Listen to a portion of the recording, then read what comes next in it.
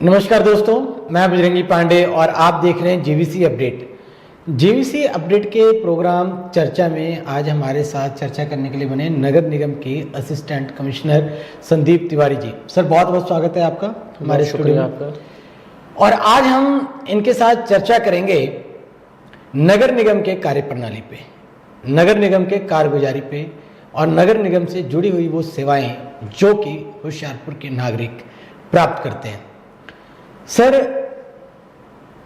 नगर निगम के अधीन आते 50 वार्डों के लोग नगर निगम में किसी न किसी कार्य के लिए जरूर पहुंचते हैं और किसी कार्यालय में लोग जाएं या ना जाएं, नगर निगम से उनका जुड़ाव जरूर रहता है, क्योंकि जन्म से लेकर मृत्यु तक का रजिस्ट्रेशन जो है वो आपका कार्यालय करता है।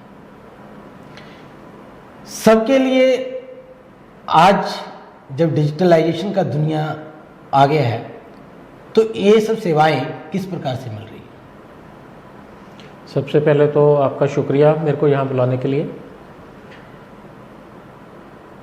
जहाँ तक बात है सुविधाएं लोगों को घर बैठे हुए मिले, तो जन्म और मौत की जो रजिस्ट्रेशन है वो प्योरली अब ऑनलाइन हो चुकी है। हमारा जो प्रॉपर्टी टैक्स, पानी का बिल और सीवरेज का बिल, उसकी अपडेशन का काम चल रहा है। हमारा प्रॉपर्टी टैक्स का पूरा जो सर्वे है शहर का वो हो चुका है। 70,000 के करीब हमारे टोटल यूनिट्स हैं शहर में, काली प्लॉट, मकान वगैरह सारे। तो उनकी जो यूआईडी क्रिएट हुई है उसको इंटरलिंक करने का एक प्रोसेस चल रहा है, जिसके बारे में हमारे माननीय कमिश्नर मैडम जो हैं, डीसी साहब, तो वो पीरियोडिकली उसको मॉनिटर कर रहे हैं और वो बहुत जल्द एक ऑनलाइन पोर्टल पे सारा स्विच ओवर हो जाएगा कि कोई भी कहीं भी बैठा है वो वहीं से अपना ऑनलाइन यूआईडी डाल के अपना प्रॉपर्टी टैक्स, पानी, sewerage, trade licence, fire NOC वगैरह वो प्राप्त कर सकता है। ये सब सुविधाएं एक स्विच पर उनको मिलेगा जी। पर सर, जो बड़ी बात है वो ये है कि बर्थ सर्टिफिकेट को लेकर लगातार घोटाले की बात सामने आती है। लोगों को बहुत दर दर की ठोकरें खानी पड़ती है। बच्चे के जन्म ले लेने के बाद कितने दिन के अंदर जो सर्टिफिकेट बनवाना होता है वो कंपलसरी होता है सर? 21 दिन के अंदर जन्म और मृत्यु की जो है वो रजिस्ट्रेशन करवानी ज़रूरी होती है। तो कई बार प्राइवेट हॉस्पिटल में जो होता है तो प्राइवेट हॉस्पिटल्स वाले सारा रिकॉर्ड फिल करके हमें भेज देते हैं, वो ऑनलाइन सारा प्रोसेस में है अब। लेकिन कई बार होता है, ऐसा देखने में आता है कि अज्ञानतावश लोग बच्चों का नाम लड़का या लड़की लिखवा देते हैं या डेट गलत लिखवा देते हैं। फिर बाद में जब उनका पासपोर्ट या कोई स्कूल या हायर एजुकेशन का कोई इश्यूज होता है तो उसमें फिर दिक्कत आती है। ऑनलाइन जो सिस्टम है, रिकॉर्ड नाम और डेट और डेथ की डेट, उसमें कोई मैंडेटरी है कि कोई चेंज नहीं हो सकती। कोई क्लैरिकल मिस्टेक हो, कोई स्पेल मिस्टेक हो गया हो, उसकी प्रोसेस है, लेकिन डेट ऑफ बर्थ का और बच्चे का नाम चेंज करना ऑल टुगेदर उसका कोई प्रोसेस नहीं है। जो सर 5 साल के बाद आपके पास आते हैं, 10 साल बच्चा 10 साल का हो जाता है, 5 साल का हो जाता है, 7 साल का हो जाता है, जब वो स्कूल में 5वीं क्लास में जाता है, जब उनके टीचर्स उनसे मांगते हैं कि इसका बर्थ सर्टिफिकेट चाहिए, फिर वो आपके पास रजिस्ट्रेशन के लिए आते हैं। ये अज्ञानतावश ही हो रहा है ना। सबसे पहली जो पहचान हम किसी भी इंसान को देते हैं वो बर्थ सर्टिफिकेट के रूप में ही देते हैं। तो उस समय मेरी आपके माध्यम से आग्रह है लोगों से कि जब भी अपने बच्चे की रजिस्ट्रेशन हॉस्पिटल में फॉर्म जो भरते हैं तो वो बड़ी ध्यानपूर्वक भरें कि उसके स्पेलिंग क्या है, उसका डेट ऑफ बर्थ क्या है, वो सारा सही करके भरें। हाँ सर, ये चीज़ है। अब बच्चे ने जन्म ले लिया, बच्चा पढ़ने लग पड़ा और उसके पहचान जो उनके माता पिता हैं वो उसकी नागरिकता को लेकर के, उसकी पढ़ाई को लेकर के, उसकी आसपास के वातावरण को लेकर के काफ़ी चिंतित हो उठते हैं, खेलने कूदने की व्यवस्था को लेकर के। कितने ऐसे पार्क हैं नगर निगम की ओर से जो कि छोटे बच्चों के लिए भी, और जब बच्चे 5 साल से बड़े हो जाते हैं उनके लिए भी खेलने की व्यवस्था हो रही है? ऐसे तो अलग से तो बच्चों के लिए कोई पार्क नहीं डेवलप कर रखे हैं, लेकिन शहर में फिर भी 100 के करीब टोटल छोटे और बड़े पार्क हैं। तो बच्चों के लिए एज सच फिक्स्ड करके कोई पार्क तो अभी नहीं हमने उस चीज़ पे काम किया। तो धीरे धीरे इस टाइप पे भी करना पड़ेगा काम हमें। हाँ, क्योंकि क्वेश्चन ये है कि सर छोटे बच्चों को लेकर के माता पिता सड़क किनारे घुमाते हुए वो ट्रॉली पे भी नजर आते हैं, जिसके कारण कई बार दुर्घटनाएं भी सामने आती हैं।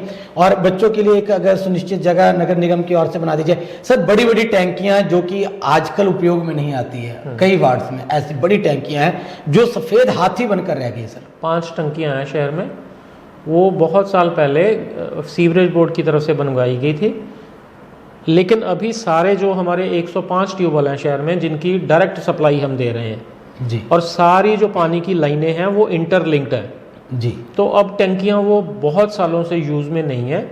तो पीछे डीसी मैडम ने भी इसके लिए रिव्यू किया था, तो हम उसको प्रोसेस में लेके आ रहे हैं कि अब उन टंकियों को डिमोलिश करके प्लेन कर दिया जाए, क्योंकि वो किसी भी समय पब्लिक के लिए खतरे का कारण बन सकती हैं। और जो मतलब लोगों का कहना है कि चोर लुटेरे अगर कोई आते भी उनके वार्ड में तो टैंकी के ऊपर चढ़ जाते हैं, नशेड़ी ऊपर चढ़ जाते हैं, जो कि चिंता का विषय बिल्कुल है। बिल्कुल। कूड़े के डंप को लेकर के सर, आप शहर में बहुत सारे कूड़े के डंप बनाए गए हैं, नगर निगम की ओर से कोई योजना ऐसी आ रही कि कूड़े के डंप का निस्तारण करके शहर को स्वच्छ बनाया जाएगा? इसके बारे में हमारे जो माननीय मंत्री जी हैं शहर के, जिम्पा जी और डीसी मैडम, बहुत बार हम सभी ऑफिसर्स के साथ मीटिंग कर चुके हैं और स्वच्छता अभियान के तहत भी अब खुले में वो कूड़ा, ऐसे मिक्स कूड़ा फेंकना मना है। तो हमारे 4 MRF सेंटर हैं जिनको हम धीरे धीरे, जैसे एक शिमला पहाड़ी चौक में है, गंजा स्कूल के सामने जो है, एक मॉडल टाउन में है, एक DAV कॉलेज के सामने है और एक धोबी घाट में है। तो 4 MRF, 5वां MRF हमारा है फायर ऑफिस में। तो इन 5 को ख़त्म करके हमारा डोर टू डोर जो गार्बेज की कलेक्शन का ठेका है वो टेंडर प्रोसेस में है। उसमें एक प्राइवेट एजेंसी हायर किया जाएगा जो घरों से अलग अलग करके कूड़ा लेंगे और उसकी अल्टीमेट फाइनल डिस्पोजल तक की वो जिम्मेवारी होगी। तो अगर वो कामयाब हो जाता है तो शहर में आम पब्लिक को बहुत जल्द कूड़े से निजात मिल जाएगी। मतलब एक कंपनी को टेंडर जाएगा जो घर से कूड़ा उठाएगी, गिला और सूखा कूड़ा अलग सेपरेट करके, और उसके निस्तारण तक, जब तक उसकी प्रक्रियाओं को आप रीयूज नहीं कर लेते या रिड्यूस नहीं कर देते, साइंटिफिक तरीके से उसको खत्म करने का, वैज्ञानिक तरीके से, बहुत बड़ी बात है जो नगर निगम की ओर से ये आप सबको शहरवासियों को मिलेगी। सर, शिमला पहाड़ी शहर की धड़कन है। मैं कहता हूँ बड़ी संख्या में लोगों की बचपन की यादें शिमला पहाड़ी के साथ जुड़ी रही। बुजुर्गों की बैठ के व्यायाम करने का, योगा करने का स्थान है वो, जो वहाँ आसपास लोग रहते हैं।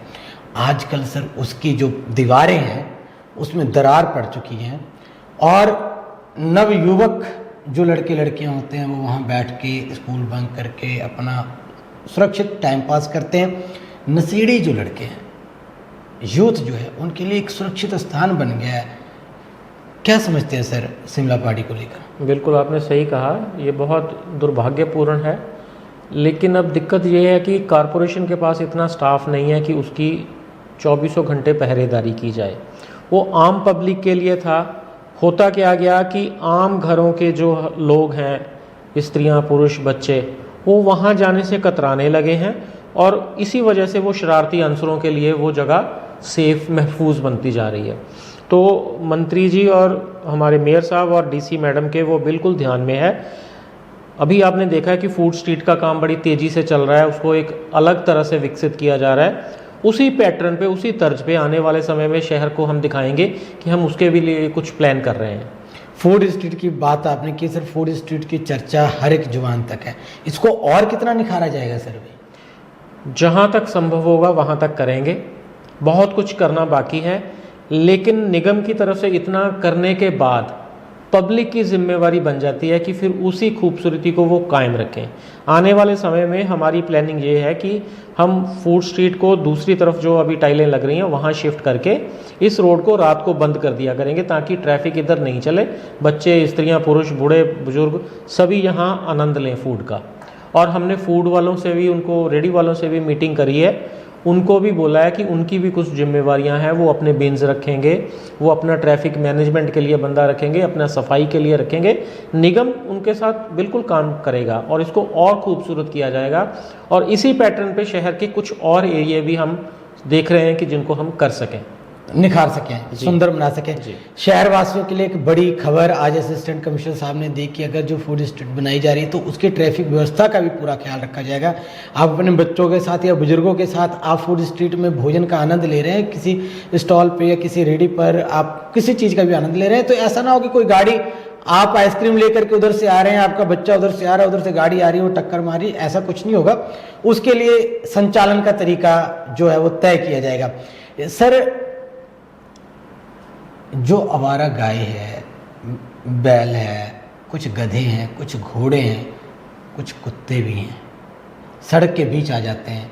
कई बार तो आजकल सांड इतने खतरनाक घूम रहे हैं कि गलियों में भी बुजुर्गों पर हमला कर देते हैं। इसके लिए भी कुछ योजना आ रही है? बिल्कुल आ रही है। पहले तो मैं आपको थोड़ा सा सही कर दूं, कुछ कुत्ते नहीं हैं, बहुत कुत्ते हैं। तो जहाँ तक बात है कि आवारा बैल और गायें घूम रही हैं, तो हमने पीछे डीसी मैडम ने हमें डायरेक्शंस दी थी, तो उसकी काउंटिंग की थी रात को, क्योंकि रात को वो अपने अपने एरिया में जाके सेटल हो जाते हैं, दिन में तो घूमते हैं, गिनती हो नहीं सकती। तो 475 के करीब शहर में आवारा सांड और गायें घूम रही हैं। उसके अलावा तकरीबन 2000 के करीब आवारा कुत्ते हैं, मेल फीमेल दोनों। गधे और घोड़े थोड़े कम हैं, ये हम कह सकते हैं कि थोड़े कम हैं। जहाँ तक बात है कुत्तों की, तो हमारा एनिमल हस्बेंड्री के साथ एक MOU साइन होने वाला है, जिसमें एनिमल हस्बेंड्री का एक सिविल वेटनरी हॉस्पिटल है रेलवे मंडी में, उसको रेनोवेट कारपोरेशन करेगी। डॉग कैचर स्क्वाड हमारा होगा, उसकी मैन पावर हमारी होगी। जो दवाई के ऊपर खर्चा आएगा वो निगम करेगा, और जो उसका ऑपरेशन होगा वो डॉक्टर्स वहाँ के फ्री ऑफ कॉस्ट करेंगे। तो कुत्तों के लिए तो ऐसी प्लानिंग है कि वो MOU से धीरे धीरे काम शुरू हो जाएगा। आवारा सांड जो हैं उनके लिए हमारे पास काऊ कैचर है, अभी टेंडर फ्लोट कर रहे हैं उसकी मैन पावर का, क्योंकि उसको पकड़ने के लिए एक स्पेशलाइज्ड मैन पावर चाहिए। वो पकड़ के तो एक हमारी सरकारी गौशाला है फलाही में, वहाँ और जो शहर की संस्थाएं हैं उनके साथ मिलके 40 रुपये प्रति जानवर प्रतिदिन के हिसाब से निगम ने मता पास कर रखा है, तो उस हिसाब से हम उनको देंगे।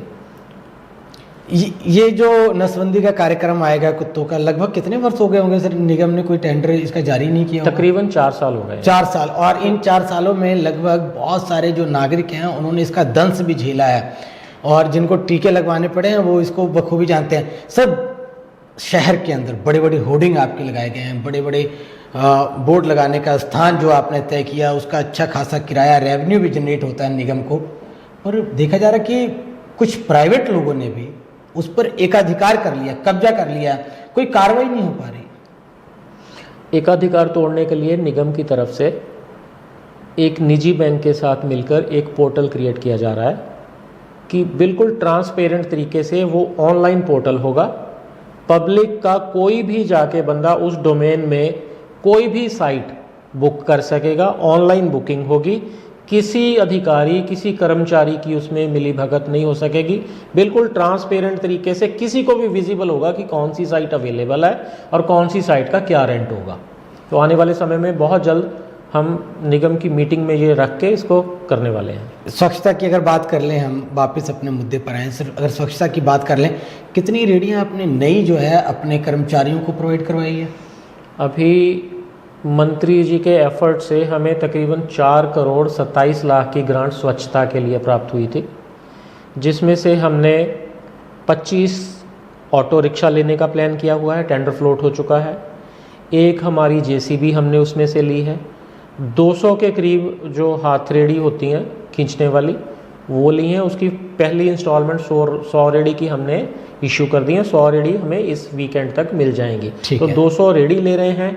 3 हमने छोटी जेटिंग मशीन ली है, 1 बड़ी जेटिंग मशीन ली है, 1 ब्रूम मशीन ले रहे हैं जो शहर की बड़ी सड़कों को साफ़ करना है। 2 ट्रैक्टर ट्रॉली हमें सोनालिका ने गिफ्ट किया है। 2 ट्रैक्टर ट्रॉली हम नहीं ले रहे हैं। तो बाकी सारी मशीनरी जैसे जैसे है। अब जो डंप की बात आपने करी थी, तो डंप के ऊपर हमारे 2 मैकेनिकल सेपरेटर चल रहे हैं। जो पुराना कूड़ा वहाँ डंप हो रखा है, उसकी बाउंड्री वॉल का काम हो रहा है, वहाँ MRF सेंटर बड़ा बन रहा है, और पूरे कूड़े को वो मैकेनिकल सेपरेटर से अलग अलग छांट के उसका चूरा किया जा रहा है, ताकि वो कहीं पार्क में किसी लो लाइंग एरिया में उसको बिछाया जा सके और वहाँ से डंप को क्लीन किया जा सके। 200 रेडियाँ आपके पास होगी सर, 50 वार्ड आपके पास हैं। इसके अलावा अन्य क्षेत्रों में भी वो रेडियाँ कार्य करवाई जाएगी या फिर वार्ड वाइज उनका बंटवारा कैसे किया जाएगा? देखिए, दो लाइन पे हम पैरेलल काम कर रहे हैं। एक तो हम अपने स्टाफ को मैकेनिज्म क्रिएट करके दे रहे हैं, रेडियाँ हो गई, ऑटो हो गए। साइड बाय साइड हम डोर टू डोर कलेक्शन का भी तो ठेका देने की बात कर रहे हैं ना, तो और हमें परचेज करने की अभी ज़रूरत नहीं रहेगी।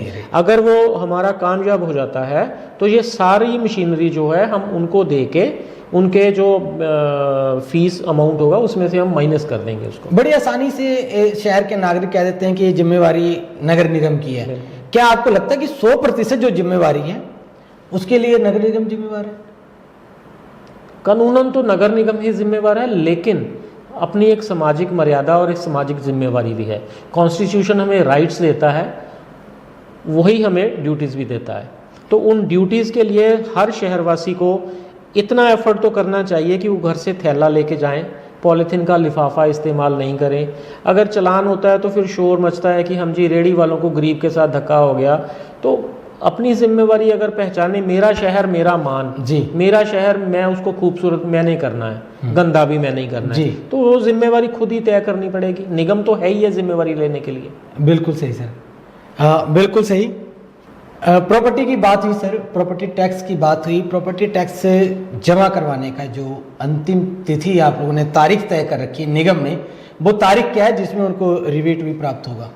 सारे शहरवासियों को मैं सूचित करना चाहूँगा कि 30 सितंबर तक 10% रिबेट के साथ हम अपनी किसी भी प्रॉपर्टी का टैक्स जो है वो जमा करवा सकते हैं।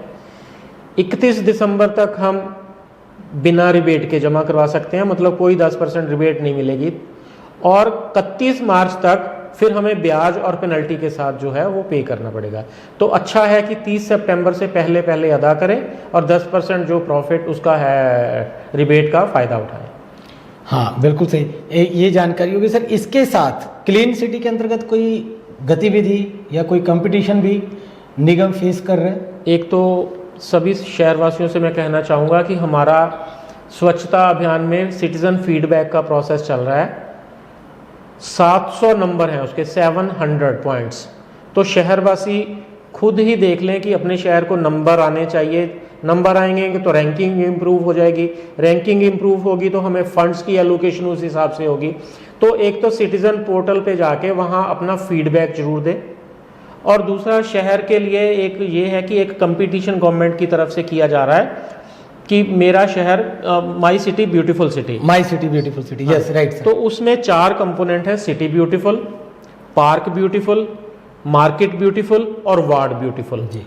तो उसके लिए हम 3 कंपोनेंट में तो हम compete करने ही वाले हैं जी। तो अगर सारे शहरवासियों का साथ रहा तो हम चौथे कंपोनेंट में भी सिटी ब्यूटीफुल वाले में भी compete कर सकेंगे।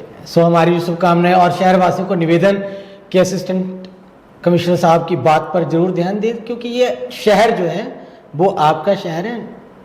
इसमें कोई संदेह नहीं है कि विधायिका का जो कार्य प्रणाली है वो संभाल रही नगर निगम, परंतु जो नैतिक कर्तव्य है, एक नागरिक का जो कर्तव्य है, उस पर तो हम खरे उतरें। इसके साथ सर बात कर लें, डेंगू का सीजन चल रहा है, बरसात के दिनों में बड़ी कसरत रही, आप लोगों की भी, नगर निगम की टीम की भी बड़ी कसरत रही कि कहीं हालात जैसे पंजाब के अन्य जिलों में रहे वैसे हालात यहाँ ना बने, परंतु परमात्मा की कृपा की वैसे हालात नहीं आए। अवैध निर्माण को लेकर के, उनको हटाने को लेकर के उनके काफ़ी जो विरोध का भी सामना करना पड़ा। अवैध निर्माण को कैसे देखते हैं सर आप? अवैध निर्माण अब लोगों की जैसे ना आदत होती जा रही है कि जो पार्किंग एरिया, जो फ्रंट सेटबैक या साइड सेटबैक या रियर सेटबैक छोड़ना है, उसको भी पूरा बना लें और उसके बाहर भी बना लें। ये गलत धारणा बनती जा रही है लोगों में। हमारे पास स्टाफ की शॉर्टेज है, रिस्ट्रिक्शंस रहती हैं, बड़ी तरह की सोशल ऑब्लिगेशंस रहती हैं कि उतना हार्श हम नहीं हो पाते, लेकिन जितना नक्शा पास कराया है, आने वाले टाइम में अपनी शॉप के आगे गाड़ी खड़ी हो सके उसका इंतज़ाम तो खुद मालिक को करना पड़ेगा जी। तो वो जब पूरे का पूरा अतिक्रमण हो जाएगा तो आने वाले टाइम में वो बिज़नेस ठप हो जाएगा। तो मेरी सभी से आग्रह है कि वो अपना जो नक्शा है वो वैधानिक तरीके से पास कराएं। उसके लिए कोई दिक्कत आती है तो कई माध्यम है जहां आप अपनी कंप्लेंट कर सकते हैं। कुछ लोगों को भी दिक्कत हो सकती है, लेकिन अपनी जिम्मेवारी सभी को समझनी पड़ेगी इसमें। और हाँ सर, कुछ लोग ऐसे भी जिनके पास अभी रहने को आवास नहीं है, तो प्रधानमंत्री शहरी आवास योजना के अंतर्गत भी निगम कार्य कर रही है। बिल्कुल कर रही है। अभी आज ही स्टेट लेवल का प्रोग्राम हुआ है लुधियाना में, जहां सीएम साहब ने ऑनलाइन पैसे ट्रांसफ़र किए हैं जो बेनिफिशियरी के खाते में। तो होशियारपुर शहर का जो है हमने 92 लाख रुपया तकरीबन 200 से ज़्यादा जो बेनिफिशरी हैं उनके खातों में ऑनलाइन ट्रांसफ़र किया है। किसी के खाते में 50,000, किसी के खाते में 25,000, तो ऐसे करके 92 लाख के करीब हमने जो है आज ऑनलाइन ट्रांसफ़र किया। ये ट्रांसफर हुए, उसके लिए आवेदन की प्रक्रिया बता देंगे सर? आवेदन, ये जो सर्वे था वो 2-2.5 साल पहले हुआ था जी। अभी नया सर्वे फिर से शायद गवर्नमेंट खोलेगी, तो उसमें जो गरीब लोग हैं, जिनके घर की छत नहीं है, जिनके घर में वॉशरूम नहीं है, तो वो अपनी मालकी या जैसे भी है वो अलग अलग उसमें कैटेगरीज हैं, उसमें वो अप्लाई कर सकते हैं। तो उसके लिए आवेदन जब मांगे जाएंगे तो पूरा मुनादी वगैरह अखबारों में दे के सूचित किया जाएगा। सर, नगर निगम के कुछ वार्ड ऐसे भी हैं जो 6-6 महीने तक पानी को तरस जाते हैं। ये राजस्थान नहीं है, होशियारपुर है, पर कुछ वीडियोज ऐसी वायरल होकर सामने आती है जिसमें पानी के लिए लंबी कतारें लगती है और महिलाओं से लड़ पड़ती हैं। मैं बात कर रहा हूँ सर वार्ड नंबर 15 की, जहाँ से कुछ वीडियोज निकल कर सामने आई। फिर मोटर जो बनाई गई, वहाँ जो ट्यूबवेल लगवाई गई, उसको आनन फानन में चालू भी करवा दिया गया। इस समय वार्ड नंबर जो नगर निगम के अधीन 50 वार्ड आ रहे हैं, वहाँ पे ट्यूबवेल की व्यवस्था और उनके संचालक की व्यवस्था किस प्रकार से है? इस शहर की जो ज़रूरत है वो 70 ट्यूबवेल से ज़्यादा की नहीं है जी। 105 ट्यूबवेल चल रहे हैं दिन में 11 घंटे। तो आप अंदाज़ा लगाइए कि हम कितना पानी वेस्ट कर रहे हैं। पानी पीने के लिए हमें दिन में 12 लीटर पानी से ज़्यादा की आवश्यकता है नहीं, और हम नहाने में ही 200 लीटर पानी वेस्ट कर रहे हैं। तो वो बड़ी बेदर्दी से जो पानी यूज़ किया जा रहा है, एक तो वजह वो है। दूसरा, हम अब एक सिस्टम और क्रिएट करने लगे हैं कि जिसकी भी पानी और सीवरेज की कंप्लेंट आती है, पहले उससे उसका कंज्यूमर नंबर पूछा जाएगा जी, क्योंकि आधे से ज़्यादा शहर बिना कनेक्शंस के चल रहा है। तो निगम इतना जिम्मेवार नहीं है। निगम के पास चेकिंग का तरीका है, वो करेंगे तो फिर गर्मियां हैं, हो हल्ला मचेगा। तो एक तो दिक्कत ये है। दूसरी दिक्कत ये है कि कुछ एरिया में वाकई में दिक्कत रहती है, वो इतनी होती नहीं है जितनी हाईलाइट हो जाती है। निगम के पास पानी की टैंकर से पानी सप्लाई करने की व्यवस्था है, 11 घंटे तो हम वैसे ही दे रहे हैं पानी।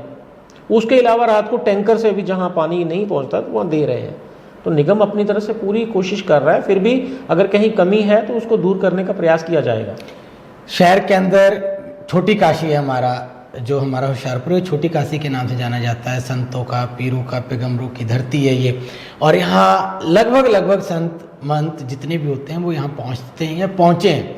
यहाँ साल भर सर धार्मिक आयोजन होते हैं, कहीं भागवत कथा का आयोजन होता है, श्री राम कथा का आयोजन होता है, जागरण का आयोजन होता है। बड़ी समस्या जो होती है वो ये होती है कि ऐसे स्थानों पर जो प्राकृतिक जो चीज़ें हैं, जो नेचुरल जो चीज़ें हैं, किसी को शौचालय लग गई, कोई महिला भक्त पहुँचे हुए हैं, हमारे नागरिक पहुँचे हुए हैं, कोई पुरुष पहुँचे हुए हैं, शौचालयों की व्यवस्था वहाँ नहीं हो पाती, जहाँ टेंट होता है, जहाँ पंडाल लगा होता है। इसका भी कोई हल निकाला गया निगम की ओर से? निगम की तरफ से 2 मोबाइल टॉयलेट्स जो हैं वो ली गई। अच्छा, नई मोबाइल टॉयलेट्स ली हैं जी। 8-8 सीट की हैं, 4 जेंट्स 4 लेडीज़ की।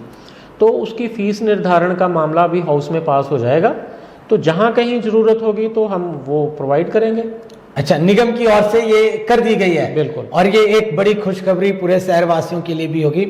अच्छा, बिल्कुल सर। सीवरेज की सफाई को लेकर के हमने अक्सर आज तक देखा, जो हमारे सफाई कर्मचारी होते थे वो पुराने तरीकों से जब साफ़ सफाई करते थे तो बड़े सवाल जो खड़े होते थे, हम लोगों पे भी, आम नागरिकों पे भी खड़े होते थे कि उनके जीवन जीने की जो प्रणाली थी उनको हम लोगों ने किस प्रकार से देखा।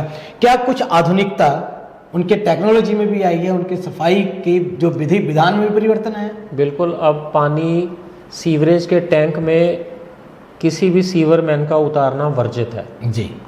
इट्स ए कानूनन इलीगल है वो पूरी तरह से। तो उसके लिए हमने 3 छोटी सक्शन मशीन ली हैं जो चैम्बर के ऊपर लगती है जी। एक बड़ी वाली पुरानी हमारी सीवर जेटिंग मशीन है, सक्शन मशीन है, जो रिपेयर के लिए है, और एक हमने बिल्कुल नई परचेज़ करी है अभी। तो वो सारा प्रोसेस अब मैकेनिकल ही हो रहा है। तो अब सीवरेज की समस्याओं को लोगों को फेस नहीं करना पड़ेगा? फेस ऐसा तो नहीं कह सकते कि नहीं करना पड़ेगा, क्योंकि उसमें फिर से बात पब्लिक की आ जाएगी। आप यकीन मानिए सीवरेज की लाइनों में से क्या क्या निकलता होगा। बॉटल्स निकलना एक साधारण बात है, पिलो और गद्दे रजाइयां तक निकलते हैं सीवर की लाइनों में से। अब वो तो निगम नहीं फेंक रहा है, वो तो पब्लिक को खुद सोचना पड़ेगा कि कौन फेंक रहा है। जी बिल्कुल सही है। तो अगर तकिए और गद्दे निकल रहे हैं तो इस पर आपको ही विचार करने की जरूरत है, क्योंकि सीवरेज जो आपकी सुविधा के लिए बनाया गया है उसके रास्ते में दुविधा तो ना उत्पन्न करें। ये एक बड़ी जिम्मेवारी जो है वो शहरवासियों की भी बनती है और इस पर एक बड़ा ही मंथन करने का विषय भी है और चिंतन का भी ये विषय है। सर, डब्बी बाजार का मामला बड़ा ही उफान पर है। जो दुकानदार हैं वो रो रहे हैं, वो कहते हैं गलियां तो आप लोगों ने उखाड़ दी है, कुछ गलियां ऐसी है कि उखाड़ के छोड़ दी गई और उस पर काम नहीं हो पा रहा है। कह दिया गया था कि हेरिटेज बना दिया जाएगा और वाकई हेरिटेज बना दिया गया है। पहले तो मैं सभी दुकानदार और जो शहरवासी वहाँ के रहने वाले हैं उनकी असुविधा के लिए हमें अत्यंत खेद है। कुछ चीज़ें होती हैं जब बनाते हैं तब पता लगता है कि यहाँ आने वाले समय में क्या दिक्कत हो सकती है। जब हेरिटेज बनाने की बात चली, उसका टेंडर हुआ, तब ये बिल्कुल ख्याल में नहीं था कि वो इनर एरिया है शहर का, वहाँ फायर की गाड़ी नहीं जा सकती। अब किसी भी शहरवासी की जान माल का वहाँ आग की वजह से नुकसान हो जाए, वो जब ख्याल आया तो हमने वो काम रोक के मंत्री जी ने आदेश दिए कि हमें पहले वहाँ फायर वाला सिस्टम क्रिएट करना है, कुछ भी हो जाए। तो लोगों की जान माल की रक्षा के लिए वो देरी हुई है। पहली बात, निगम की उसमें कोई गलती नहीं है, निगम की तरफ से कोई उपेक्षा नहीं है उस एरिया की। इनर एरिया में वहाँ फायर की अब लाइन डालने का टेंडर हमने 4-5 बार प्रोसेस किया, किसी ने टेंडर नहीं डाला। अब वहाँ फायर की गाड़ी ना जाए उसके लिए भी फायर का इंतज़ाम हो, तो वो पाइपलाइन बिछाने का काम अब शुरू हो जाएगा और जल्द ही लोगों को वो जो हेरिटेज स्ट्रीट का वो जो नज़ारा है वो पूरा देखने को मिल जाएगा। एक चीज़ और कि देश भर से जब बड़ी घटनाएं सामने आई थी कि जब तंग गलियों में फायर की गाड़ियां नहीं पहुंच पाती थी, ऐसे में कई जगहों पर बड़ी कीमती जानें भी लोगों को खोनी पड़ी थी। तो सुप्रीम कोर्ट ने भी संज्ञान लेते हुए ये क्या सर, ये मैं सच बोल रहा हूँ कि इस चीज़ को कंपलसरी कर दिया गया कि अगर आप कोई बिल्डिंग बनाते हैं, कोई इंस्टीट्यूट बनाते हैं, कोई कॉलेज बनता है, कोई हॉस्पिटल बनता है या कोई ऐसी मॉल वगैरह आप तैयार करते हैं तो वहाँ जो फायर की जो NOC लेनी बहुत कंपलसरी? बिल्कुल ज़रूरी है। फायर नॉर्म्स का बिल्डिंग बाईलॉज के साथ वो बहुत ज़रूरी कर दिया है, उसकी NOC मस्ट हो गई है जी। फायर एग्जिट पॉइंट्स आपको दिखाने होंगे कि कहाँ फायर एग्जिट पॉइंट है। होता क्या है कि अक्सर आप लोगों ने देखा होगा कि कहीं फायर का जब इंस्टेंस होता है तो फायर वाली टीम को यही नहीं पता होता कि दरवाज़ा किधर से अंदर से जी, क्योंकि जहां नक्शे में दरवाज़ा शो किया होता है वहां दीवार बन चुकी होती है जी। तो उस समय में 1-2 जान का नुकसान होने का हमेशा डर बना रहता है। तो सभी लोगों से ये मेरा निवेदन है कि जो भी नक्शा पास करवाएं, बड़े यूनिट का खास करके, कमर्शियल यूनिट का खास करके, उस नक्शे का प्लान आपका एग्जिट प्लान और वहाँ डोर के ऊपर लगा हो, ताकि अगर कहीं खुदा न खास्ता ऐसा इंस्टेंस हो जाए तो फायर की टीम को पता हो कि किधर से पाइप जाएगी, किधर से बिजली की लाइन जाएगी जी, तो वो बचत हो सकती है। हाँ, ये एक बड़ी जानकारी शहरवासियों के लिए भी है और आपके अपने जान की कीमत के लिए, अपने जान की रक्षा के लिए, और आपके साथ अगर कोई कर्मचारी काम कर रहे हैं तो उन सब की जान से जुड़ी ये जो जानकारी है वो है। और दूसरी जो जानकारी आपको एक बहुत महत्वपूर्ण जानकारी देने जो जा रहे हैं, जैसे बरसात का सीजन चल रहा है, जैसे सावन का महीना चल रहा है, बरसात के दिनों में जब पानी जगह जगह इकट्ठा हो जाता है फिर एक बहुत खतरनाक बीमारी फैलती है और उस बीमारी का नाम है डेंगू। और डेंगू जिस परिवार पे आता है ना जी, कहर बनकर बढ़ता है, क्योंकि जब सेल की कमी, पैसों की कमी, हर एक चीज़ से वो परिवार जब जूझता है, और गंभीर समस्या तब बन जाती है जब वो मजदूर वर्ग के परिवार में हो जाए या मिडिल क्लास परिवार वर्ग में हो जाए, तो वो उसके आर्थिक कमर को तो तोड़ के रख देती है। सर, डेंगू के रोकथाम के लिए नगर निगम क्या एक्टिविटी कर रही है? रोज़ाना 2 वार्ड में हम फॉगिंग करवा रहे हैं और फिर भी जहाँ से कहीं ज़्यादा रिक्वायरमेंट का हमें मैसेज आता है, स्लम एरियाज़ हैं, तो वहाँ हम प्रायोरिटी पे करवाते हैं उसको।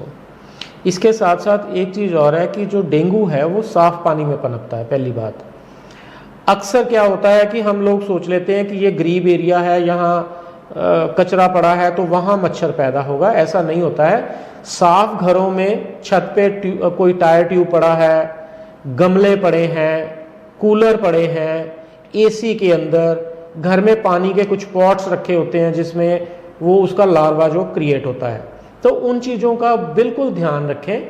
और कुछ पर्टिकुलर सीज़न होता है जिसमें आप पूरी बाजू के कपड़े पहने, तो इस सावधानियों को अगर हम देखते हैं तो हम उससे बचत कर सकते हैं। फिर भी अगर लगे कि कहीं मच्छर हो रहा है तो निगम की कंप्लेंट साइट पे जाके कंप्लेंट करें, हम फॉगिंग करवा देंगे।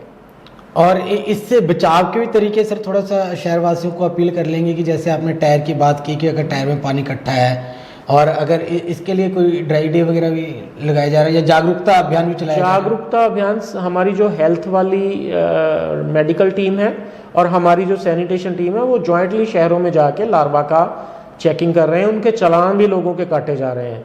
हमारा कोई मकसद नहीं है कि लोगों को जुर्माना के लिए चालान काटे जाएं, सिर्फ लोगों को जानकार करने के लिए ही हम ये सारा एफर्ट करते हैं। आप लोग पूरी बाजू के कपड़े पहने और जहां कहीं भी आपको पानी लगता है तो वो पानी को सुखा दें। जब सूख जाएगा तो उसका लार्वा अपने आप खत्म हो जाएगा। तो ये छोटी छोटी सावधानियां हैं बस, और इस पर बहुत ही गंभीरता के साथ विचार करने की जरूरत है। सो आज हमने आपको नगर निगम से जुड़ी महत्वपूर्ण जानकारियों की जो आपको ज्ञान बांटा है, इस पर हम उम्मीद करते हैं कि आप इस पर विचार करेंगे, मंथन करेंगे और इसे अपने दैनिक जीवन में जरूर उतारेंगे। आप जैसे नगर निगम को किसी भी कारण आप जब जिम्मेवार ठहराते हैं किसी भी चीज़ के लिए, उससे पहले आपको भी ये सोचना पड़ेगा कि जो नगर निगम के अधिकारी हैं, असिस्टेंट कमिश्नर साहब हैं, वो सबसे पहले एक इंसान है। वो भी, उनके दिल में भी वैसे दिल धड़कता है जैसे आपके सीने में धड़कता है। वो इन सब चीज़ों को समझते हैं और उन सब चीज़ों पर काम किया जा रहा है। सिर्फ सहयोग की अपेक्षा जो शहरवासियों से होती है वो ये करते हैं कि सिर्फ सहयोग करें, योजनाएं तो बनी रही है। सर मैं चाहूँगा आप जो भी मैसेज कन्वे करना चाहते हैं शहरवासियों को आज जरूर करें। बस मेरा सभी आप लोगों से आग्रह है कि ये आपका अपना शहर है, इसको खूबसूरत बनाना, इसको सुंदर बनाना और छोटी काशी को सच में काशी बनाना हम सबके हाथ में है। आप सब एक कदम चलिए, बाकी हम सब आपके साथ हैं। धन्यवाद। और आपका भी धन्यवाद।